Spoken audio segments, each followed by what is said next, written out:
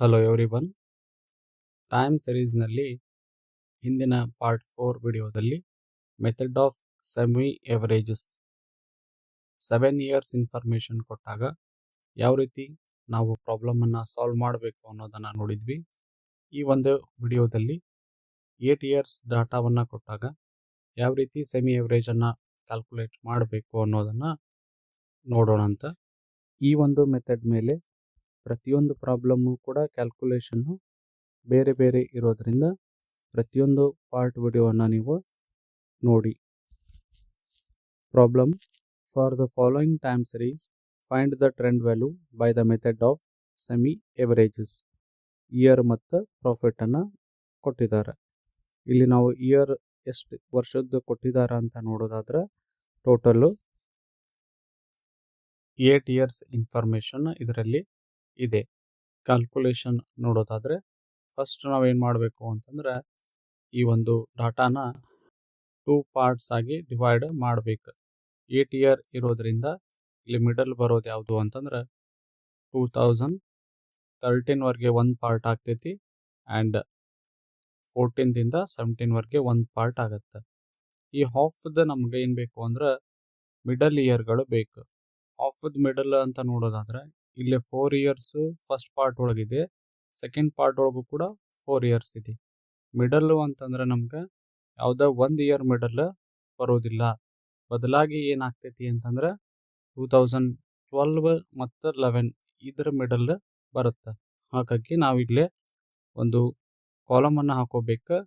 ಯಾವುದು ಇವೆರಡರ ಮಧ್ಯ ಬರುವಂಥದ್ದು ಅಂದರೆ 2011.5 ಅಂತ ಹೇಳಿ ಒಂದು ಎಕ್ಸ್ಟ್ರಾ ಕಾಲಮನ್ನು ಹಾಕೋಬೇಕು.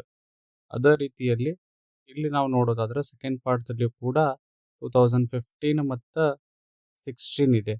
ಇಲ್ಲಿ ಕೂಡ ಮಿಡಲ್ 2015.5 ಅನ್ನು ನಾವು ಹಾಕೋಬೇಕು. ಈ ರೀತಿಯಲ್ಲಿ ನಾವು ಅಡಿಷ್ನಲ್ ಆಗಿ ಇಯರ್ಗಳನ್ನು ಹಾಫ್ ಇಯರ್ ಮಿಡಲ್ ಇಯರ್ಗಳನ್ನು ಇನ್ಸರ್ಟ್ ಮಾಡ್ಕೋಬೇಕು. ನೆಕ್ಸ್ಟ್ ನಾವು ಸೆಮಿ ಟೋಟಲನ್ನು ಮಾಡಬೇಕಾಗತ್ತೆ. ಸೆಮಿ ಟೋಟಲ್ ಮಾಡುವಾಗ ಈ 4 ಇಯರನ್ನು ಕೂಡಿಸಿ 2011.5 ಬರಿಬೇಕು. ಸೆಕೆಂಡ್ ಪಾರ್ಟದ್ದು 4 ಇಯರ್ಸ್ದು ಕೂಡಿಸಿ 2015.5 ಬರಿಬೇಕು. 52 ಬರುತ್ತೆ ಆ್ಯಂಡ್ ಅನದರ್ 84 ಬರುತ್ತೆ. ನೆಕ್ಸ್ಟ್ ನಾವು ಸೆಮಿ ಎವರೇಜನ್ನು ಕ್ಯಾಲ್ಕುಲೇಟ್ ಮಾಡಬೇಕು.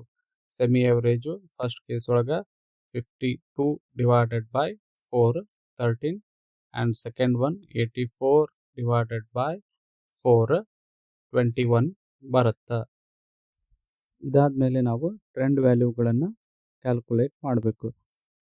ಟ್ರೆಂಡ್ ವ್ಯಾಲ್ಯೂ ಕ್ಯಾಲ್ಕುಲೇಟ್ ಮಾಡಬೇಕು ಅಂದರೆ ಮೊದಲನೇ ಸ್ಟೆಪ್ಪು ಚೇಂಜ್ ಇನ್ ವ್ಯಾಲ್ಯೂವನ್ನು ನೋಡಬೇಕು. Change in value is equal to second of average minus first of average. Second of average ಇರೋದು 21, ಫಸ್ಟ್ ಆಫ್ ಎವರೇಜ್ ಇರೋದು 13.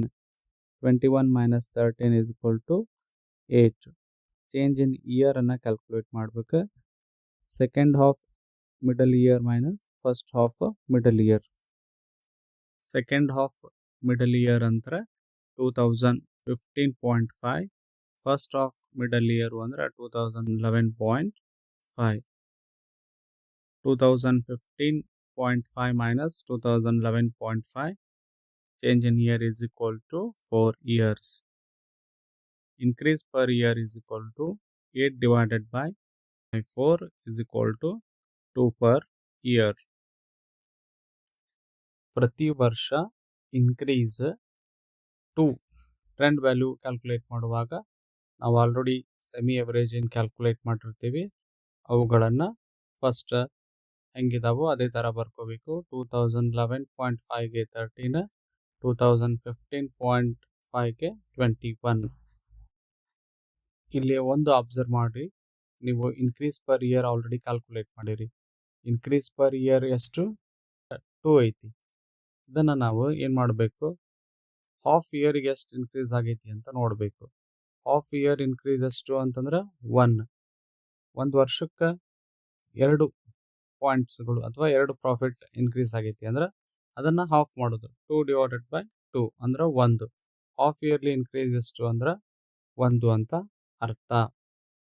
ಈ ಹಾಫ್ ಇಯರ್ ಇನ್ಕ್ರೀಸನ್ನು ಯಾಕೆ ಕ್ಯಾಲ್ಕುಲೇಟ್ ಮಾಡೀವಿ ಅಂತಂದ್ರೆ ನಾವು ಈ 13 ಅಂತ ಬಂದಿರೋದು ಎದಕ್ಕೆ 2011.5. ನೆಕ್ಸ್ಟ್ ನಮಗೆ ಟ್ರೆಂಡ್ ವ್ಯಾಲ್ಯೂ 2012 ಬೇಕು. 12 ಬೇಕಾಗಿರೋದ್ರಿಂದ ನಾವು 2012ಗೆ ಏನು ಮಾಡೀವಿ 13 + 1 = 14 ಮಾಡಿದ್ದೀವಿ. ಹಾಗಾಗಿ ಹಿಂದಿನ ಮೆಥಡಿಗೂ ಈ ಮೆಥಡಿಗೂ ಸ್ವಲ್ಪ ವ್ಯತ್ಯಾಸ ಆಗುತ್ತೆ. ಪ್ರತಿಯೊಂದು ಪ್ರಾಬ್ಲಮ್ಮು ಬೇರೆ ಬೇರೆ ಇರೋದ್ರಿಂದ ಎಲ್ಲ ವಿಡಿಯೋಗಳನ್ನು ನೀವು ನೋಡಬೇಕು. 2013 ಕ್ಯಾಲ್ಕುಲೇಟ್ ಮಾಡೋದಾದ್ರೆ 14 + 2ನ ಮಾಡಿ ಕ್ಯಾಲ್ಕುಲೇಟ್ ಮಾಡಬೇಕು. 2014 ಕ್ಯಾಲ್ಕುಲೇಟ್ ಮಾಡುವಾಗ ಅಲ್ಲಿಯೂ ಕೂಡ 16 + 2 ಮಾಡಬೇಕು. ಆ್ಯಂಡ್ 2015ಕ್ಕೂ ಕೂಡ +2ನ ಮಾಡಿ ಕ್ಯಾಲ್ಕುಲೇಟ್ ಮಾಡಬೇಕು. ದೆನ್ 2015.5ಗೆ 21 ಆಲ್ರೆಡಿ ಐತಿ. 2016 ಮಾಡುವಾಗ +1 ಮಾಡಬೇಕು, 2 ಅಲ್ಲ. ಯಾಕಂದ್ರೆ ಇದರ ಮಧ್ಯೆ ಇರುವಂಥ ಡಿಫ್ರೆನ್ಸ್ ಎಷ್ಟು 2015.5 ಮತ್ತು 2016 ಮಿಡಲ್ ಎಷ್ಟು ಇಯರ್ ಡಿಫ್ರೆನ್ಸು ಅಂತಂದ್ರೆ ಹಾಫ್ ಇಯರ್ ಮಾತ್ರ. ಹಾಗಾಗಿ ಇಲ್ಲಿ ನಾವು +1ಅನ್ನು ಮಾಡಬೇಕು. 2017ಕ್ಕೆ 22 + 2 24. ನಾವು ಇಲ್ಲಿ ಇನ್ನೂ 2 ಇಯರ್ಸ್ದು ಟ್ರೆಂಡ್ ವ್ಯಾಲ್ಯೂವನ್ನು ಹೇಳಬೇಕು. 10 ಮತ್ತು 11ದ್ದು 11ದ್ದು ನೋಡೋದಾದರೆ ಇಲ್ಲಿ ಡಿಫ್ರೆನ್ಸ್ ಕೂಡ ಅಬ್ಸರ್ವ್ ಮಾಡಿರಿ. ಎಷ್ಟು ಮಂತ್ಸ್ ಐತಿ? ಕೇವಲ 6 ಮಂತ್ಸ್ ಐತಿ. ಹಾಗಾಗಿ ಇಲ್ಲಿ ಏನಾಗ್ತೈತಿ 6 ಮಂತ್ಸ್ ಇರೋದ್ರಿಂದ -1ಅನ್ನು ನೀವು ಮಾಡಬೇಕು 2011ದ್ದು ಬೇಕಿದ್ದಾಗ.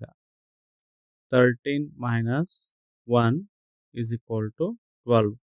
2010ಗೆ 12 - 2 = 10 ಮಾಡಿ ಕ್ಯಾಲ್ಕುಲೇಟ್ ಮಾಡಬೇಕು.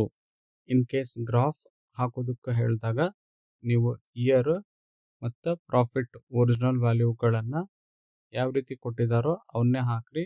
ಮಿಡಲ್ ಇಯರ್ ಯಾವುದು ಕೂಡ ಹಾಕೋದಕ್ಕೆ ಹೋಗ್ಬೇಡ್ರಿ. ಆ್ಯಂಡ್ ಈ ಟ್ರೆಂಡ್ ವ್ಯಾಲ್ಯೂ ಸೆಮಿ ಎವರೇಜ್ ಏನು ಬಂದಿತ್ತಲ್ಲ, ಈ ಸೆಮಿ ಎವರೇಜ್ಗಳನ್ನು ಗ್ರಾಫಿಗೆ ಹಾಕುವಾಗ ಮಿಡಲ್ ಇಯರಿಗೆ ನೀವು ಹಾಕೊಂಡು ಅವುಗಳನ್ನು ಜಾಯಿಂಟ್ ಮಾಡಬೇಕು.